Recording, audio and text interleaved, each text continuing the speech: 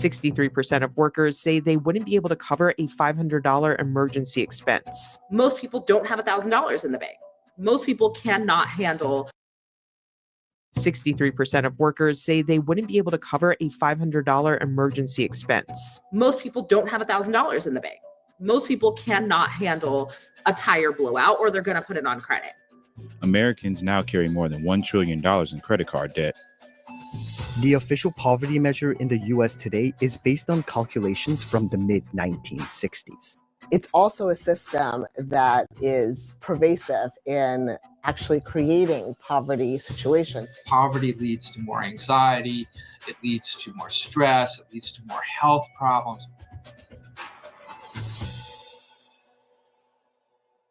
$37.9 million.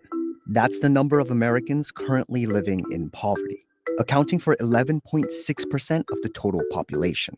That's despite the fact that America ranks first as the richest nation in the world in terms of GDP. The United States is known for having this great abundance. And at the same time, alongside that abundance, there is widespread poverty and economic insecurity. Sometimes you question, we're in the United States of America. How can the citizens be going through such a issue? We always boast that we're a superpower, that we are the richest in the world, and things just don't make sense. Poverty in the U.S. had been steadily improving over the past decade, from a height of 48.8 million people living in poverty in 2013 to 34 million in 2019. That was until the pandemic changed its course. COVID absolutely had a very deep impact on the access to employment and long-term employment for a number of families that were already vulnerable for various reasons.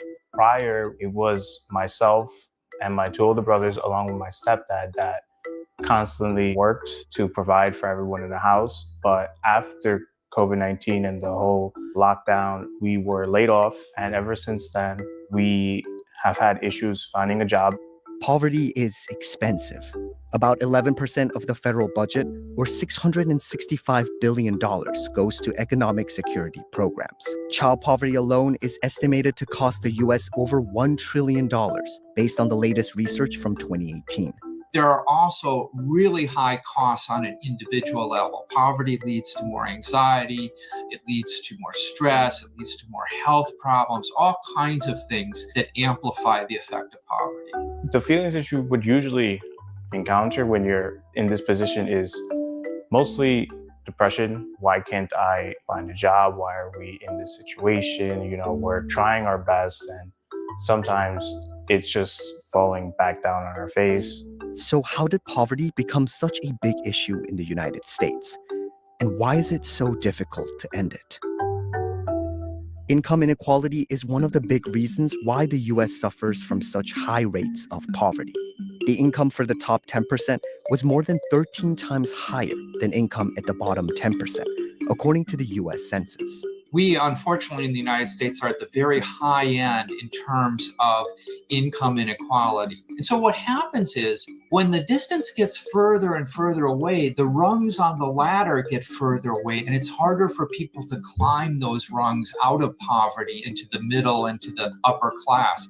The pandemic has made inequality worse.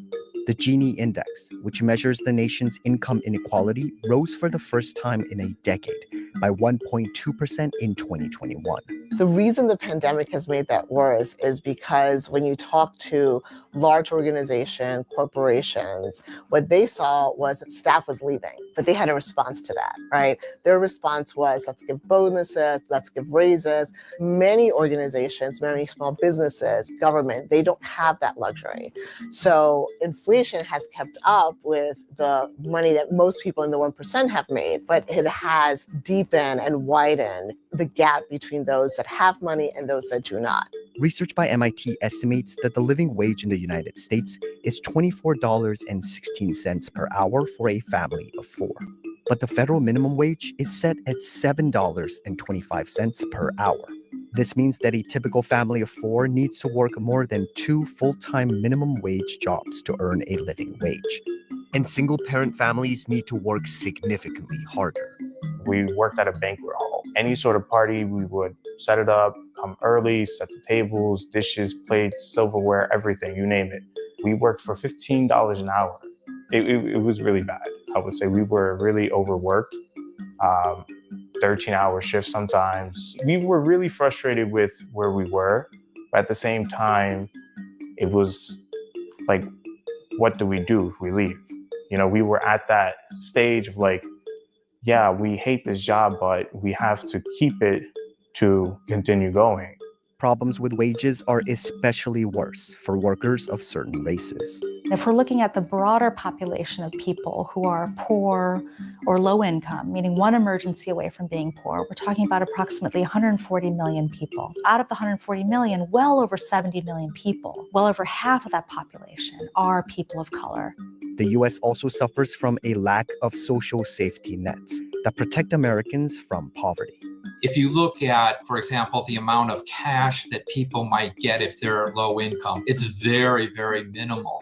Right now, we receive welfare, and it's roughly around $250 for my household of 7. And it actually has helped us a lot. Sometimes the numbers really don't make sense because how can a large family just live off a couple $100s, especially now in this day and age where you go to the grocery store, you spend in a few items $100. Most countries, for example, European countries, have what's known as a child allowance, where if you have a child, you get a certain amount of monthly income to help raise that child. That's pretty common. But in the United States, we don't have anything like that. And in the United States, we don't have universal benefits, for example, healthcare or childcare. It's also a system that many times is pervasive in actually creating poverty situations. So I'll give you an example. If I'm eligible for Medicaid today, and I'm also eligible for cash assistance, and I'm also eligible for SNAP, if I get a job that provides me even a little bit closer out of poverty, I lose all those benefits immediately, which means that I'm incentivized, if I need healthcare for my children, and I have a job that's not going to provide it right away, to not look for employment that is going to pay me an amount that's going to make me ineligible for certain benefits, right? So while people are working really hard for upward mobility, the systems that we have in place don't give them the grace to be able to come out of poverty and provide their own agency to actually create the opportunity for upward mobility. The official poverty measure in the U.S. today is based on calculations from the mid-1960s. It's calculated by comparing pre-tax income against a threshold set at 3 times the cost of minimum diet in 1963. A large number of federal programs still rely on this measure to figure out who is eligible for assistance and welfare.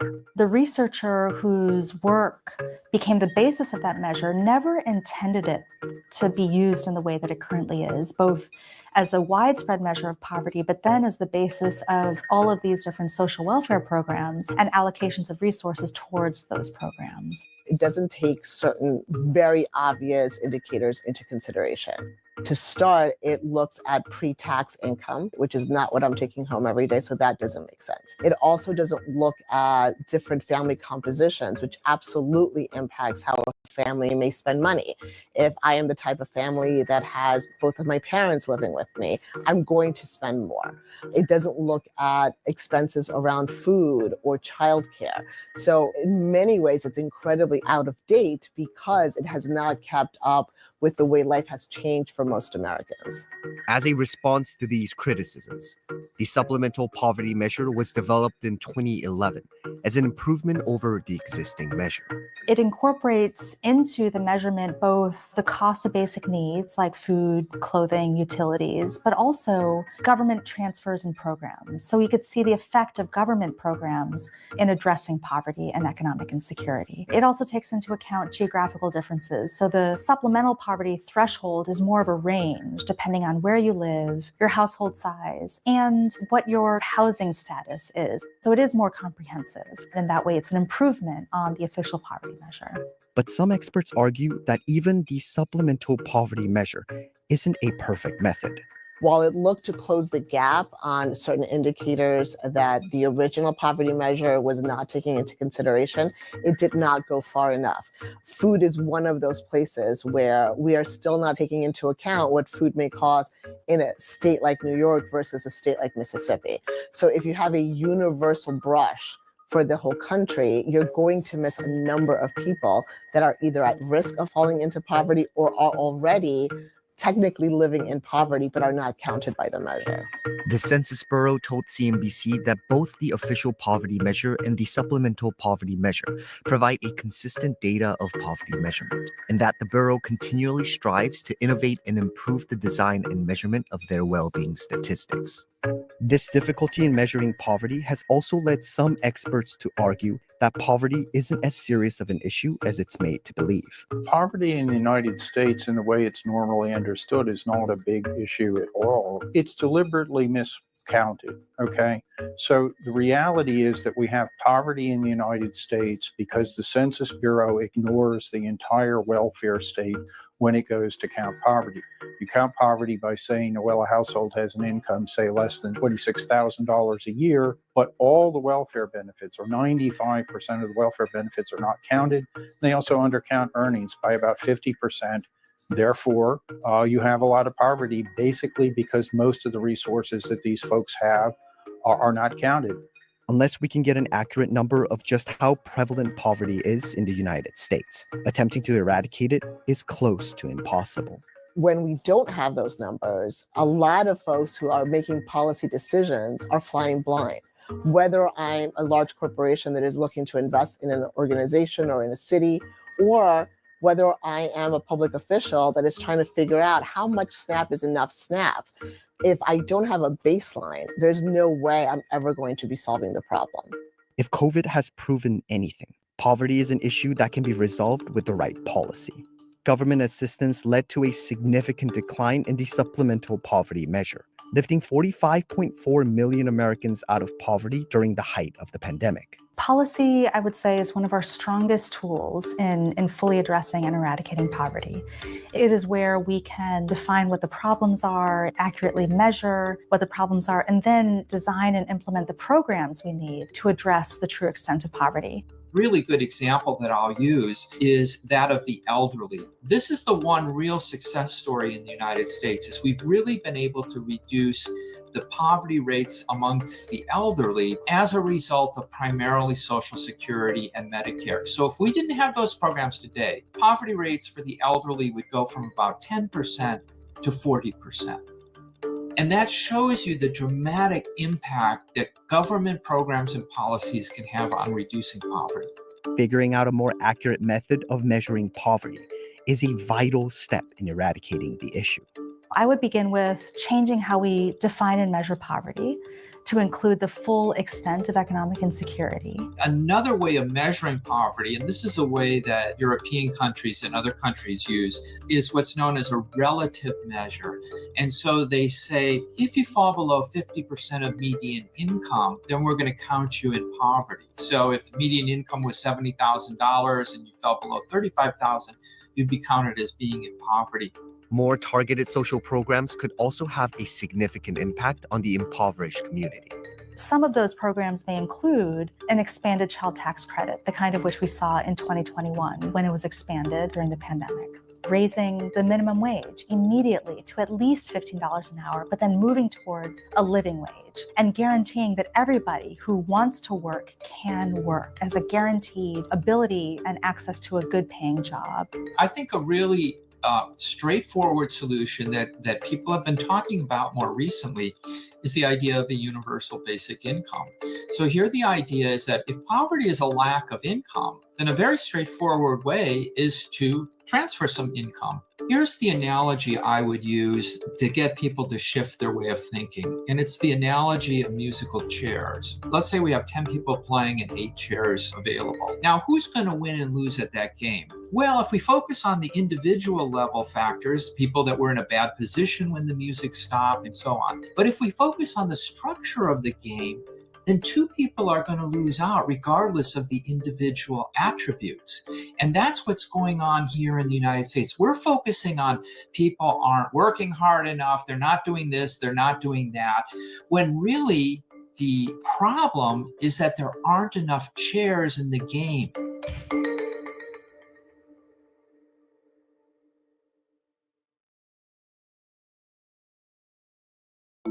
More than half of Americans with an income of $100,000 a year or higher say they're living paycheck to paycheck. This may be the result of a sneaky behavioral phenomenon called lifestyle creep.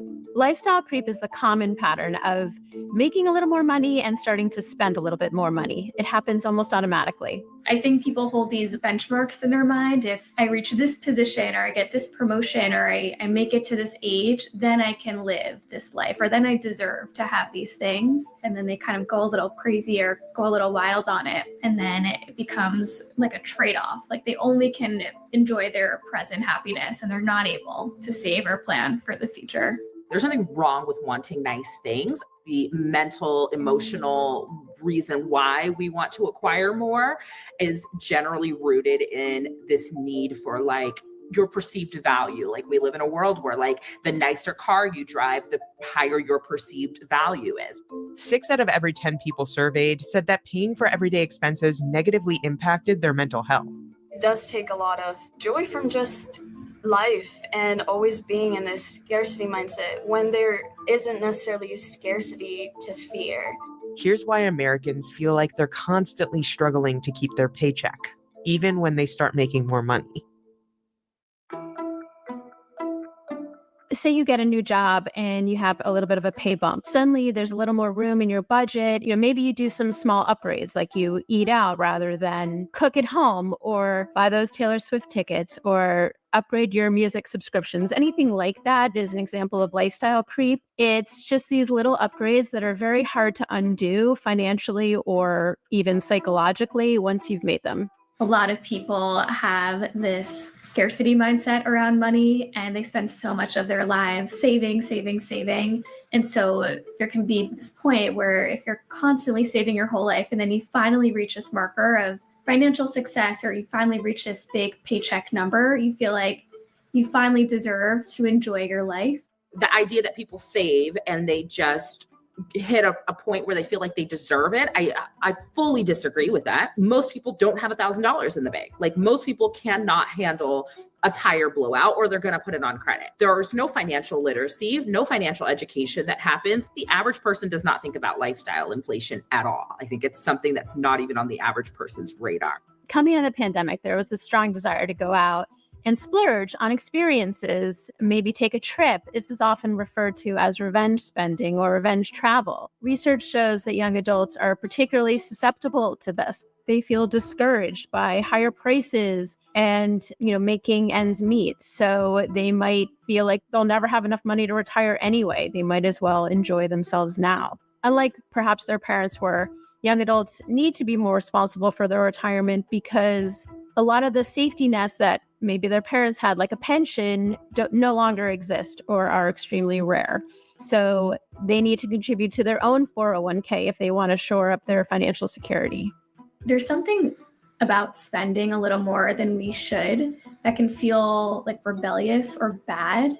And it often can be a reaction to our family culture around money, or parentified or internalized rules around what we can give ourselves. And some people might overspend as like revenge against these rules. And some might look at someone who's overspending and think and kind of label them as all bad or all good. And there can be a lot of guilt and anxiety around the consequences. Spending is a way for us to meet one need when another isn't met. I was 19 years old when I entered my first corporate job. I was still figuring out how to adult as well as how to be in this, corporate world, make an income, which for sure led to overspending. I was sad, so I would shop. I was getting serotonin through shopping. Then that led to me accumulating over $30,000 of credit card debt. And I had to figure out how the heck I was going to pay that off. When your spending is dictated by emotions or depriving yourself or holding back your needs, that's when it becomes problematic.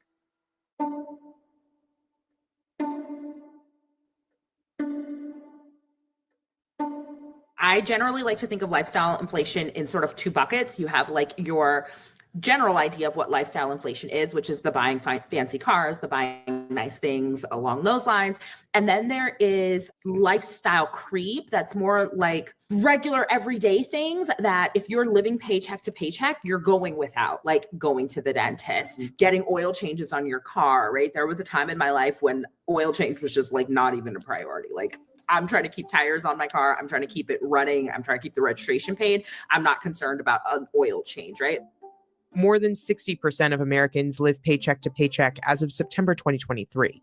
That, along with inflation, can have serious financial consequences. Many Americans also don't have emergency savings to fall back on. 63% of workers say they wouldn't be able to cover a $500 emergency expense. You know, there's that saying, being poor is really expensive, because then when it is time to get basic maintenance on your car, it ends up being way more expensive than you were planning on it being because you haven't done basic maintenance. And that can go well beyond car trouble. 46% of Americans said they have a balance on their credit card because of an emergency expense, according to a creditcards.com survey. 10% coming from car problems, 11% to cover unexpected medical bills, and 10% for home repairs. Because of inflation and higher prices nearly across the board, people have been having a harder time making ends meet. And often that means turning to credit cards to fill in the gap between what you need to buy and what you can actually afford. Credit card rates are over 20%. That's the highest interest that you'll likely find anywhere unless you're getting a payday loan. Credit card debt can really spiral out of control and pretty quickly. The solution to get what you need when you're in a position when you don't have it, it really is to just make more money. It sounds like a simple solution, but it also sounds like a condescending one, right? You tell somebody who like is doing the best that they can that like they need to make more money. The solution to make more money isn't really realistic. The experts that I talked to said it's okay to treat yourself as long as you've built in a buffer in case something comes up. You want to be able to find that balance between enjoying your life and your emotional well-being and your financial well-being. Marbrisa Flores describes herself as a recovering super saver. I would describe a super saver as someone who maybe is now in a position where they do have some sort of income, some sort of stability, but it's a certain mindset that keeps you in scarcity mode and afraid to spend on things that you may need or want and kind of affect your lifestyle in that way. My way of saving it was to hoard it. And the tough part is that saving for the sake of saving, it's not very reinforcing, but it can kind of be addictive, and there's momentum in that. I wouldn't advise going to that extreme. It does take a lot of joy from just life and always being in this scarcity mindset when there isn't necessarily a scarcity to fear. After working with a wealth coach, I continued to save because I was still very kind of would put me at ease in that scarcity mindset. Like I felt at ease having kind of my savings. I continued to save money, but in a more intentional way, with the intention being of spending it. When you're in scarcity, you're feeling this anxiety. My first thing that I like to tell individuals is forgive yourself for what you've done in survival mode. I think I like to divide it between, what's essential, what's, an actual bill type of expense versus a lifestyle. What's a choice that you take on to spend money? For example, a choice to go out drinking and having fun. And there's also not the choice. You have to make that car payment. You also have to put gas in that car for it to go, right? So there's things that you can't avoid, and there's things that you have a choice to do and you can adjust. Value-based spending is what I teach, and it's where you sit down and you really evaluate, one, where am I spending my money right now? And am I being reactive or am I being proactive in that? Am I spending my money in places that really have value for me, or am I spending my money in places that I think I should be spending my money because of outside influences? And once you have an idea of where your money is going right now and looking at, am I aligned with this? Is this something that I actually value? The goal here is to find balance. It's about finding ways to spend in the moment and also how you want to spend your money in the future. So it's about enjoying your life, but not being so focused in a future that hasn't come yet or too much focus on the present. The idea is having your cake and eating it too. You can have bites of your cake right now and then save some cake for later.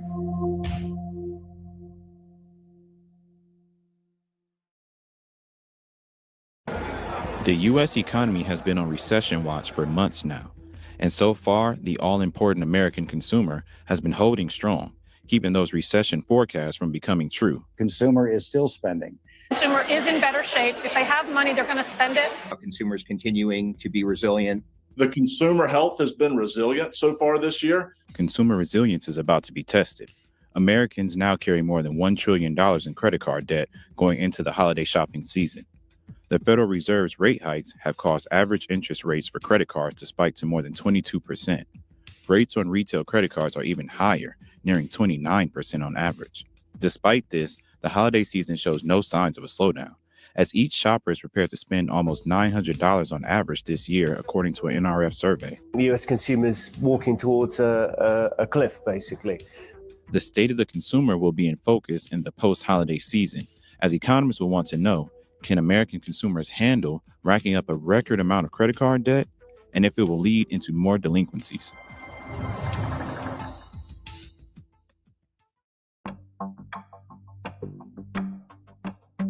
This is the first time credit card debt has topped $1 trillion in America. That amount includes both revolving balances and balances paid off at the end of the billing cycle. Consumers are increasingly reliant on credit cards to finance purchases of everyday goods and services, and that's because they're just getting a lot more expensive. At the same time, their wages are not increasing at the same pace as inflation. And that makes it more difficult because as the credit card balance increases, it can be more challenging for consumers to pay down that debt. The excess savings that Americans lined their pockets with during the COVID-19 pandemic is largely now spent. High inflation and interest rates have made everything more expensive. Normal costs like groceries, gas, and housing are all rising. Add in the resumption of student loan repayments, and it's creating the perfect rising debt storm. Americans are skipping out on some of their credit card payments because household budgets are squeezed due to higher borrowing costs. Another factor for the rising debt is the increase of credit card users. More than 70 million new accounts have been opened since 2019. That year, 65% of Americans owned a credit card. And after a contraction in issuance due to the pandemic, the amount of Americans owning a credit card rose to 69% in 2023. Credit cards can be like power tools. They could be really useful or they could be dangerous. It's all about how you use them. Typically, after the holiday season, credit card debt levels drop as consumers pay down their shopping balances. But at the start of 2023, it remained unchanged. And now shoppers are prepared to spend even more than 2022. Holiday shoppers do plan to spend more, according to a survey and the forecast done by the National Retail Federation. They found that people plan to spend about $40 more than they did last year, and that could be in part because of higher prices in some categories. There is still this deal-seeking mentality for items, and so that may mean that people are going to look for whatever is on sale, along with seeking newness. Americans planning to flood the mall with their retail credit cards may be shocked when the bill comes, because those cards are carrying a higher interest rate than years prior. In fact, some are starting to rise to rates that only subprime borrowers see, rates exceeding 33%. Some retailers have already noticed is that credit card delinquencies have ticked up.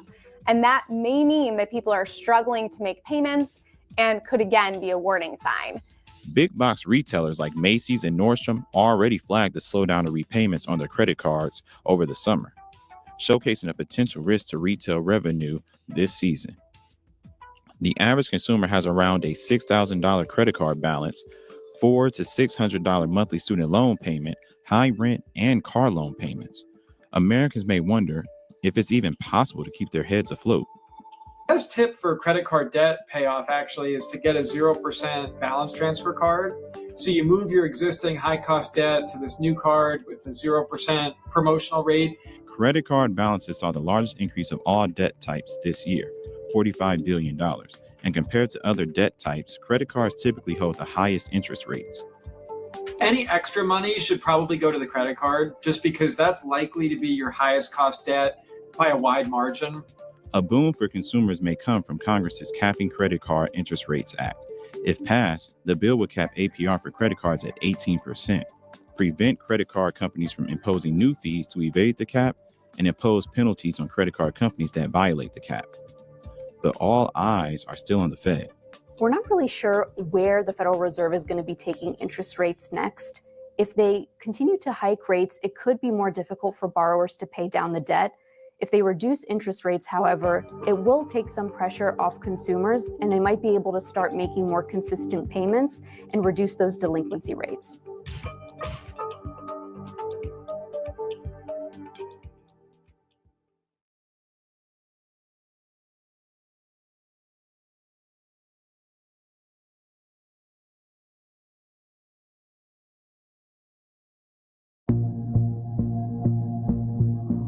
We have this international crisis that really requires federal intervention that local government is being asked to subsidize. Local government is not designed or built to handle such a crisis.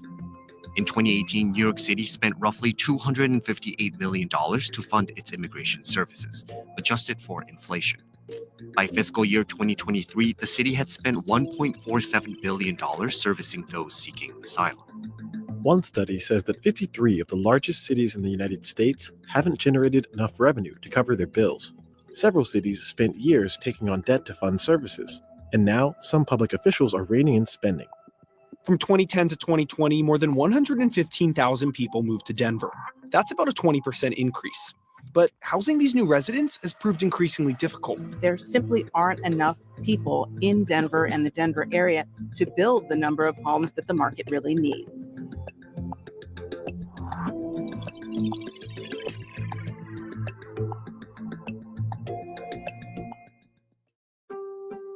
Major cities across the U.S. are in financial trouble. I think we can all agree on that we're broke. We're seeing sales tax come down, we're seeing business tax come down, and stays in our hotels come down. One study says that 53 of the largest cities in the United States haven't generated enough revenue to cover their bills. Clearly, there are significant capital needs, across the U.S. Several cities spent years taking on debt to fund services, and now some public officials are reining in spending. We've got to be careful because you don't want to get into too much debt. Rising debt may lead to dirtier streets, fewer public services, and tough decisions from public officials that need to make ends meet. The cities that are in trouble, they have a cash flow problem. They may be able to count on some revenue growth. Increasing taxes may be an option. Short of that, they're going to have to cut services or benefits. Why are so many U.S. cities going broke? And what will that mean for residents of our biggest and busiest places? Running a major city is expensive. For an example, look at New York City. With over 8 million residents spread across 5 counties, it has to pay for more than most. It's a dense, diverse place that requires a significant investment in the public realm. Brad Lander is Comptroller of New York, the top accountant for the city. Comptrollers review every financial aspect of city government. In the case of New York, that includes over 1,700 parks, over 200 library branches, 11 acute care public hospitals, 472 subway stations, and about 177,000 affordable housing units. Like many other parts of the U.S., New York City sells municipal bonds to fund many of these projects. The city's bonds are like your mortgage, for long-term expenditures, something that you're going to use over generally 10, 20, 30 years, you borrow for it. Here's how it works. Investors foot the bill for the city's general obligations. The city promises to pay them back later on with interest. We pay the interest on our bonds, but then we can use those bonds to build schools and invest in our water and sewer infrastructure and subsidize affordable housing. But then we've got to be careful because you don't want to get into too much debt. Some experts believe that cities and state governments in the U.S. are selling bonds to spend more money than they can pay back. In our study, we gave the city of New York an F grade. Sheila Weinberg is the founder and CEO of Truth in Accounting, a nonprofit that says they promote transparency in public accounting. What we found is that the city has $177 billion of debt. This represents $61,800 per taxpayer. New York City calculates a smaller debt than the estimate from Truth in Accounting. So right now, we've got about $96 billion of debt outstanding. Currently, the way the debt ceiling works, we could borrow up to about $125 billion. So we have $25 to $30 billion of room. The group claims that many so-called sinkhole cities have more bond debt obligations than they're reporting publicly. They focus on underfunded pensions and retiree health benefits that are owed to public employees, but backed by investments in the stock market. We see pension and retiree healthcare debt problems in most major cities. We also find that with the 50 states. As of 2024, U.S. pensions are underfunded by $1.6 trillion, according to researchers at Stanford. They point out that pension contributions are invested in the stock market, then paid back to employees for the rest of their lives. Our pension funds are fiscally sound. They're 80% funded, and we have a path to get them to be 100% funded over the next decade or so. If public officials invest funds in stock markets and the bet goes the wrong way, it can make or break a city. For example, retiree payment obligations are part of what sent Detroit into bankruptcy in 2013. In the fallout, Detroit temporarily revised its pension program to limit payouts to former employees. This decision let the city put more money into its reserves. Even though that's an expense that was incurred and they have that debt, it doesn't have to be included in the balanced budget requirement. If I don't pay that invoice, I don't have to include it in my balanced budget. Truth in Accounting points out that cities like Chicago, Philadelphia, Houston, Portland, and Miami all owed more money than they held in assets in fiscal year 2022. That year, stocks sank in the worst year since the Great Recession, before recovering. As a result, cities from coast to coast have had to tamp down on spending to balance their budgets. Mr. Mayor, hi. Yes, how are you? In New York, Mayor Eric Adams entered 2024 with a $7 billion budget gap, largely attributed to an increase in asylum seekers and migrants arriving in the city.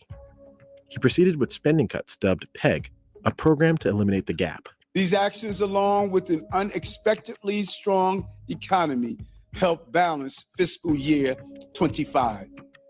But we're not out of the woods. So what the mayor announced was a series of 5% cuts that add up a little shy of 15%. A lot of those cuts that are being felt very, palpably by New Yorkers. For example, the city comptroller says funding cuts for public education will end some class offerings at the City University of New York, while increasing class sizes. Additionally, many libraries in the city are cutting their hours. There's not one neighborhood library left that's still open 7 days a week. Obviously, if you work during the week and the weekend is when you can get there with your kids, that can be really devastating. The mayor's budget also cut funding for programs that provide an alternative to incarceration, a policy that reduced strain on New York City's jails. So you have to make hard choices in budgeting, but it really is important not to be penny wise and pound foolish. The city governments of Portland, Oregon, Washington, D.C., and Los Angeles are all cutting back on spending too.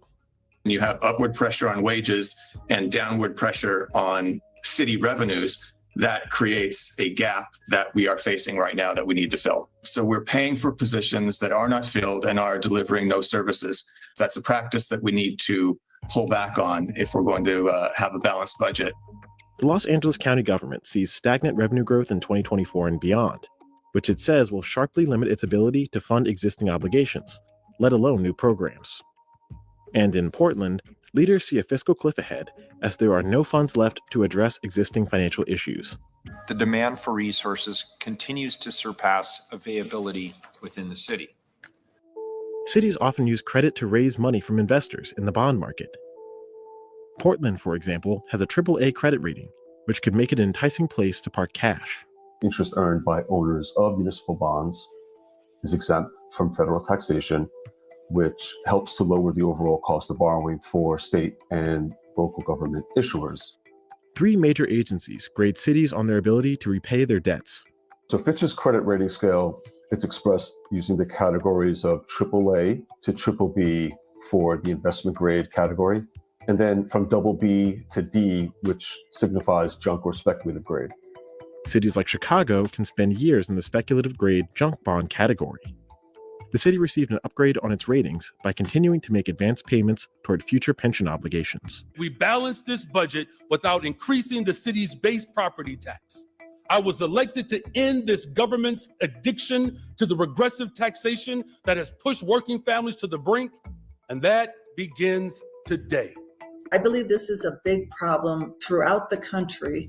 The voters think, oh, they must be living within their means, and they're not. But if you can go ahead and use budgeting gimmicks and not have to raise taxes, but still provide a large amount of services and benefits, that's obviously beneficial to elected officials. Other factors like climate change could be making public administration more expensive. We've started in our own bond underwriting to reflect on the city's climate risk and try to be clear and transparent about it. If we're going to have coastal resiliency for protection against storms and hurricanes, if that's the new normal amidst climate change, and we do need to make investments. The leaders of cities can sometimes rely on the federal government to bail them out, especially when crises hit. I think during the pandemic, there was, of course, very real anxiety about whether the model that is New York City would continue to work. New York City received an estimated $28.6 billion in federal grants during the pandemic from a wide variety of programs. That money, even though they're claiming that those direct federal dollars went for COVID relief, that allowed them to use other money for additional spending. It kind of was a bailout for these cities and states. Tax revenues are projected to decline in New York City in fiscal year 2024, something that's happened only 3 times in the past 4 decades. There's real urgency, and I think people are not really appreciating that. The city could find new revenue using old tools. Take, for example, property taxes. The average American will pay over $165,000 in property taxes over the course of their lifetimes. The rates are highest in states near the largest cities, including Metro New York, Greater Boston, and Chicago. In lieu of tax hikes, the city could raise its debt limit, as proposed by New York State's leaders to address ongoing capital needs. We project the city could hit that ceiling by about 2029, 4 or 5 years from now. To the extent that, they can issue debt to finance a portion of their capital plan, that could mean, unsafe, school conditions, overcrowding, certainly roads, infrastructure, bridges, tunnels are all part of the capital plan. And so, there's risk associated, with an inability to issue debt. The state and local governments have balanced budget requirements so they don't get unsustainable debt. I think that almost these requirements give people a false sense of security because the elected officials say year after year that the budget's balanced when they're using budgeting and accounting gimmicks to truly not balance the budget.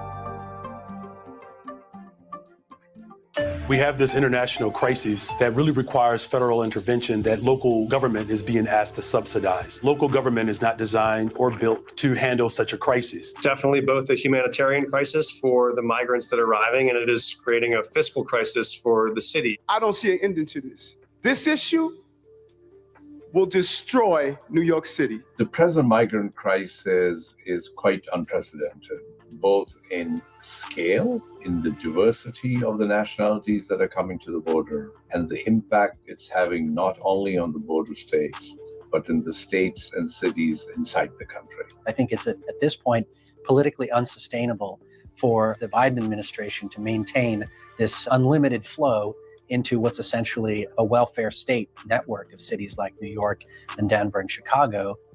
So how long can cities withstand the recent surge of migrants? And what do they need to end the crisis?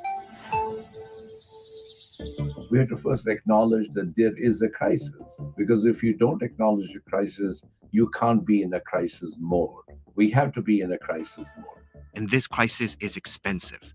In 2018, New York City spent roughly $258 million to fund its immigration services, adjusted for inflation.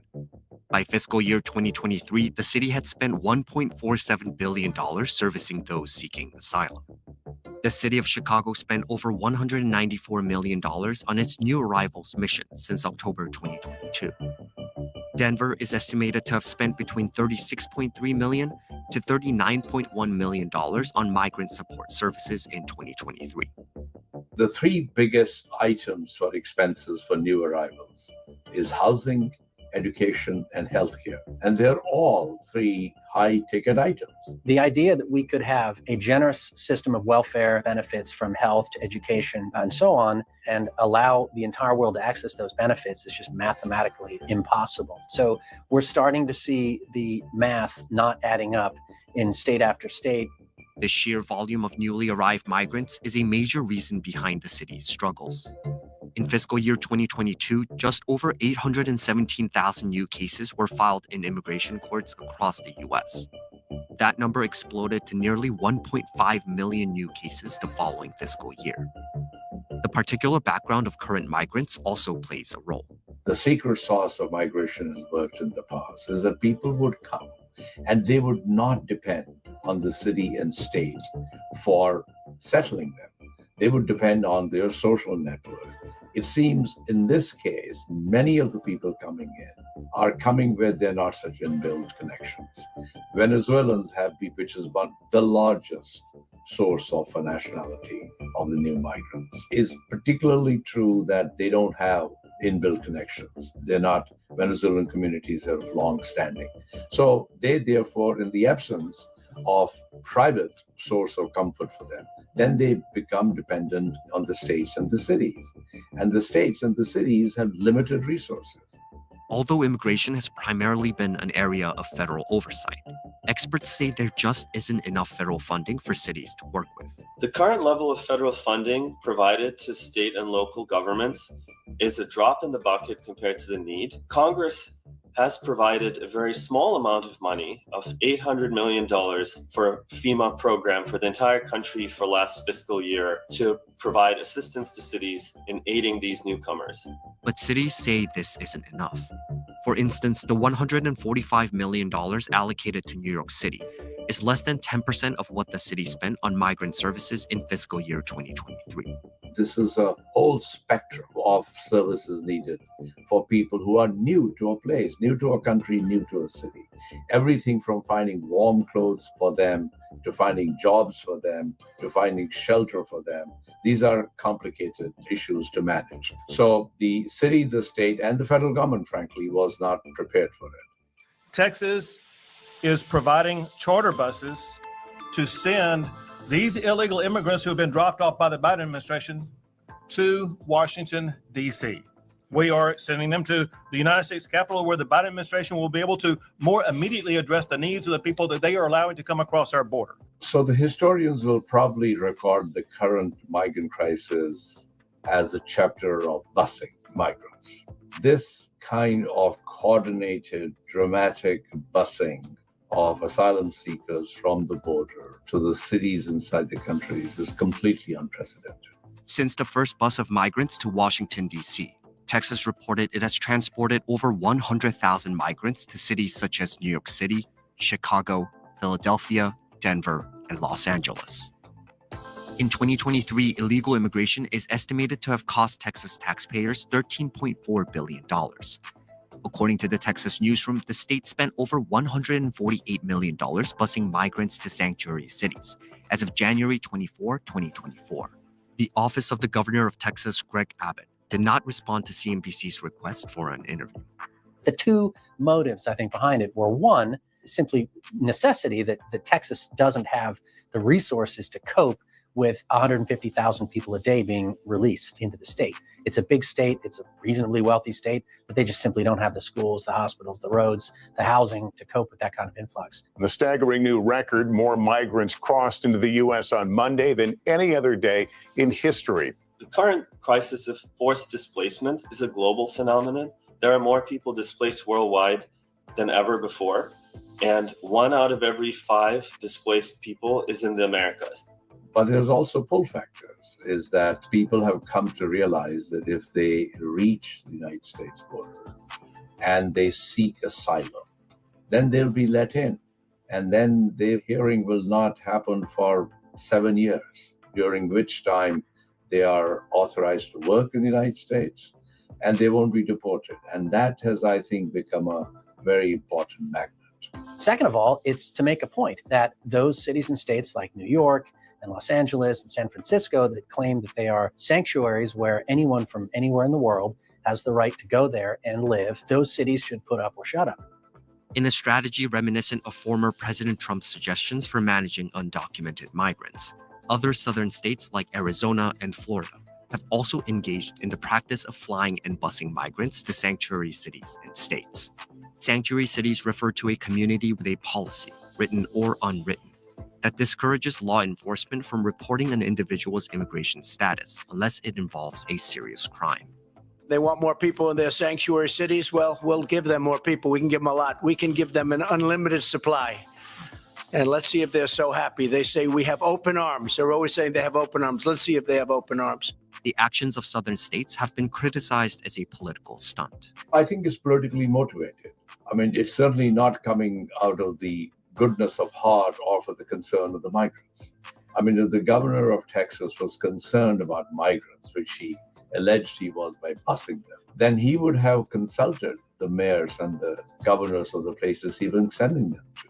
And he just said, look, this is a new national crisis. Let's all go together to President Biden and say this is a national crisis where the federal government has to take the lead in providing a solution. Instead of doing that, he just made it a political ploy for the cities to feel the pressure. It's not just a publicity stunt. He is, yes, sharing the burden with states that have said that they can absorb it, but he's also trying to remove people from his state that he simply doesn't have the resources to cope with. Critics also point out that the lack of coordination from Texas has made it more difficult for sanctuary cities to deal with the crisis. If it happens slowly and organically, it's easier to deal with. When it happens in a spurt, and I think that's what happened in the case of the major northeastern cities, where in the new chapter of busing, a lot of migrants showed up. It was unexpected and unplanned for. Well, what warning does Texas get when 300,000 people cross over every month? I think it's a bit rich for the mayors of cities up north to say, well, hang on a minute, can you guys just slow things down, give us some more warning, let us sort it out? I think that's a ploy. I think they should be talking to the White House because the White House has control over the flow. Texas doesn't have any control whatsoever. As pressure continues, cities like Chicago and New York have begun putting more restrictions on migrant drop-offs to stem the flow. In January 2024, Mayor Adams also announced a lawsuit against charter companies hired by Texas to transport migrants into the city. But what cities say they need the most right now is federal assistance. I think the federal government was late coming to this. We should have developed a mechanism for reimbursing impacted states and cities early on. Unless we get the reimbursement scheme under control, I think cities will suffer for a long time. Even sanctuary cities that said, come one, come all, are now begging the Biden administration to unloose the coffers and get them more federal money, which is why it's become such a big issue in Washington, because you're asking essentially a Congress that passed laws that explicitly ban what the president is doing in terms of catching and releasing people at the border and his parole programs. You're asking that same Congress that's watching the laws that it wrote be flouted to pony up $20 billion or more to go to grants for people crossing the border, to provide services in many cases that are not provided to American citizens. So it's become politically contentious. The Biden administration told CNBC that they were unable to accommodate an interview with CNBC. But the Department of Homeland Security said that it is coordinating with cities and states across the country to identify ways it can continue to maximize its support for local communities, while enforcing the law and returning or removing those without a legal basis to remain in the country. Even though the United States is, $34 trillion in the hole and growing at over $1 trillion a year of deficit, we do at least print money and we can make more of it. Cities and states, on the other hand, are not so blessed. Lots of cities like Chicago, New York are getting into some pretty serious debt. What tends to happen is there's a snowball effect. The city will turn to the state and ask for a bailout, and then the state will turn to the federal government and ask for a bailout. So the solvency of our big cities and our states is definitely in question. For some experts, containing the flow of immigration is vital in solving the current crisis. The busing from Texas is a tiny, tiny fraction of the number of people who are going to cities in the rest of the country. We have to simply limit the number of asylum seekers who come to the border. For others, it's about fixing the immigration system that's long been broken. Unless we have a more orderly system with incentives for people to come here and regular, actually accessible pathways in the region, we will continue to see irregular migration, and we will continue to see people without the durable status that they need to more quickly be able to sustain themselves and also contribute to our economy and our economic growth. However, the continued politicization of immigration will only make the issue more difficult to address. The more we politicize and weaponize this issue, the less likely it is that we will solve it. I'm an immigrant myself. I came here when I was 6. This country was built by immigration, but it was also built by laws. And ultimately, the number of people that come into this country and the terms under which they come is a decision that's made by our elected officials. If we allow a veto to the entire world to just bypass our laws and do whatever they want, then we've lost our sovereignty, our national sovereignty, and we've lost the rule of law. So I regret that the argument isn't a debate between left and right about what immigration levels are in the interests of the United States as a whole, and we come up with a compromise where no one's happy. Instead, we just stay in our corners and sling mud at each other, and meanwhile, the border's wide open and no one's happy.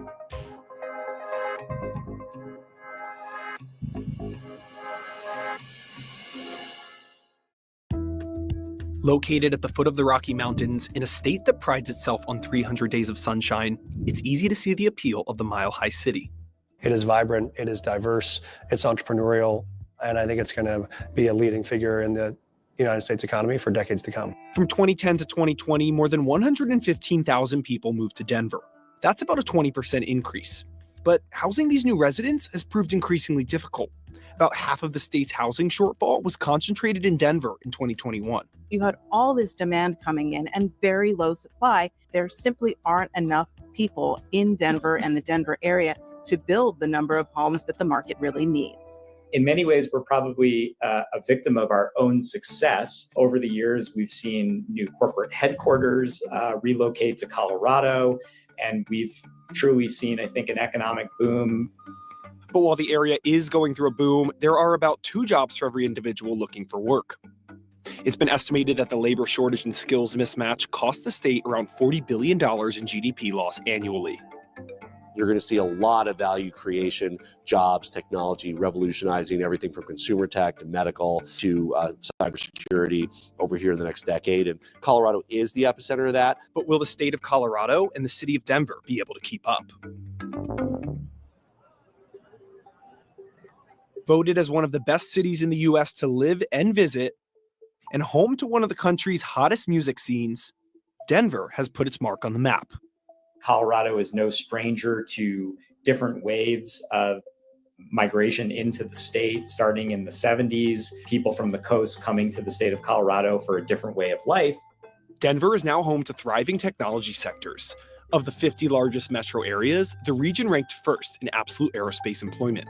It's a very robust and thriving employer base, and also a great companion, as you know, to a lot of other legacy businesses and manufacturing, others that use those tools to grow and scale. So we think it's been a great accelerant for Denver over the last decade.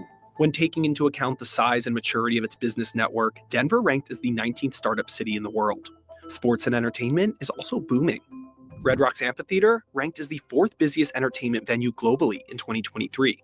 And the city's 4 major sports teams bring in more than $1 billion of annual revenue. GDP is up more than 50% compared to 2017 for Denver County. Of all of Colorado's metro areas, the city saw the highest number of jobs added in 2023. The city's attractive lifestyle, mixed with ample job opportunities, have attracted many new residents from outside the state. We have some of the highest educated residents in the country. Now, that's not necessarily because they have come out of our own education system. I and many other people come from the coasts. And so that's something that has been described as the Colorado paradox, right? That on the one hand, people who are born and raised in our education system don't necessarily have the degree attainment that we would like. And yet the state has been very good at importing people who have been educated by other states. This influx of highly educated workers, while longtime residents are unable to catch up, has caused a divide between the have and have-nots. So much like in other cities like San Francisco, where prices went sky high, you see more people who are in sectors where they don't make as much money. They're having to move farther and farther out from the city. As Metro Denver continues to grow, housing and lack thereof is at the forefront of politicians' minds. the city is short 70,000 homes. The answer to housing in our case is not further and further out, because we have the land, and that's in many ways the default, but that means longer commute times, more congestion, worse air quality. So it's how do we live in a way where we don't sacrifice that quality of life. We want this both to be one of the hottest economic markets in the country, and we want it to still be the maybe only booming city where you can also be the second grade teacher who teaches school in Denver, and you can still live down the street from the school that you teach. You know, most of those post-boom cities, the San Franciscos and others, you don't have teachers or nurses or firefighters who live in San Francisco anymore. But right now, that's not realistic. A report by the Colorado Education Association found that 50% of educators struggled to afford housing costs in 2023. The average price of a home in Denver is about $580,000, up about 65% since January of 2016. That compares to the national average of around $360,000. That's a detriment to homeownership for families making $100,000, $120,000. Still very hard to be able to get their down payment, monthly interest payments on a $600,000, $700,000 home. The median household salary sits just below $90,000. The entire country is in a housing shortage right now simply because after the Great Recession, builders stopped building. In Denver, it's particularly acute because you have so much new demand. You had people moving there from California when home prices got too high there. Then also during the pandemic, you had people saying, hey, if I can work anywhere, why not work in Denver? Because I'm right at the foot of the Rockies. In 2023, it was estimated that Colorado would need 220,000 construction workers by 2027, an increase of 40,000 from its total of about 180,000. That's off to a rocky start, as 2,400 construction workers were lost in the past year. To incentivize more people to high-demand fields like construction, the state has passed bills offering scholarships to recent high school graduates. The whole idea is to get more lower priced housing into the market, whether it's tax incentives or incentives for the builders. It's not for the high end of the market, to be sure. It's to get more affordable housing into the Denver market, because right now it just doesn't exist. Colorado had 200,000 job openings and about 114,000 unemployed individuals in February of 2024. That's nearly 2 jobs for every 1 person looking for work. Is a little misleading. And I think the issue is ultimately comes down to a mismatch. Just because a job is available doesn't mean someone is necessarily trained and ready to go for that occupation. That's the Colorado paradox Wasserman was speaking about earlier. The city and the state as a whole is experiencing robust growth with plenty of jobs available. But many born and raised in the state don't have the credentials to compete for those jobs that require a higher education. The Bell Policy Institute says that the Denver metro area labor challenges are reasonably representative of what's happening statewide. Ultimately, the city faces a stark dilemma. It needs more skilled workers, but doesn't have the housing infrastructure to accommodate its own population, let alone more people. Simultaneously, Denver is dealing with an influx of migrants. There is rather an overwhelming homeless population in Denver, which is a blight on the city. A lot of it has to do with migrant workers who have come in and just to be sure, a big drug problem in Denver, and that's caused a lot of homelessness. What the city is trying to do is to solve that temporarily, at least by building some tiny homes or trying to house them in other places. It's not part of the Denver real estate market. Denver received 40,000 migrants in 2023, and the mayor estimates that the city will need $100 million in 2024 to pay for their housing, schooling, healthcare, and other services. These costs have now led to budget cuts for local recreation centers and city services. But there could be a silver lining. Long term, we benefit, of course, from the immigrant presence in our state. Again, as long as they have work permits and are legal. The vacancies in our labor economy, right? So the top 3 are healthcare, information technology, and food service right now. So not just anybody can work in any job. And so there are obviously language barriers, education and workforce barriers. And so, I mean, there's no question that in this labor shortage, there are certainly opportunities for some of these migrants to work in these positions. However, the timeline to obtain a work permit is lengthy, and the associated costs can be prohibitive. And I will get calls from CEOs every day who say to me, Mike, I saw you had 100 more migrants arrive today. I got 100 open jobs. Can I please hire them? And the frustrating part is we got folks here who want to work. We got employers who want to hire them. We have a federal government standing in the way to say that they can't go to work for folks that want to hire them. And that is, for us, the most frustrating part of the crisis. In 2012, Colorado legalized the sale and use of marijuana. Sales have added $15 billion to the state's economy with about $2.7 billion in tax revenue. Those dollars could help fund future housing development. The sales tax in Denver funds things like affordable housing. It funds things like support for women and minority-owned businesses here in the city. And so it does have dedicated revenue streams that support us. Statewide, the revenue stream helps support school construction in rural communities around the state. So we have put the tax base to work, and it's been a really successful industry for us. One longer-term solution to affordability could boil down to an improved transportation infrastructure. In 2022, 1.6% of Coloradans used public transit to get to work, which is about half the national average. Passenger rails and bus systems could help connect job seekers to areas of the state where their skills are needed most. The Regional Transportation District has put forth a proposal for an intercity rail system that seeks to open up over $100 billion in federal funding for the project. There are affordable places to live in Colorado. And if we can equalize some of those costs by improving transportation between communities, I think we can overcome some of the labor shortage that people are grappling with. But now, after a decade of immense population growth, the relocation trend is beginning to plateau. Redfin.com ranked Denver as number 9 in its list of metro areas where home searchers are looking to leave. U.S. Census data from 2020 put the population at about 715,000. While the census is only officially done every 10 years, government estimates show stagnating population growth over the past couple of years. With some people starting to move out of the Denver area, you're seeing prices actually start to ease up a little bit. In fact, in February, according to the Case-Shiller National Home Price Report, Denver only saw about a 2% year-over-year increase in prices. And that is a very small increase compared with the top 20 metro markets in the country. I think our biggest challenge is managing the growth that's in place. And a focus on sustainable growth in the future will need to come not just from the public sector, but from the private sector as well. It can no longer just be about attracting, a major company to come and build its headquarters in Denver. There have to be infrastructural commitments that come with that. There have to be investments in the education system. There have to be investments in the workforce training system in order to make sure that when these companies move to Colorado, that there are actually people who can work for them.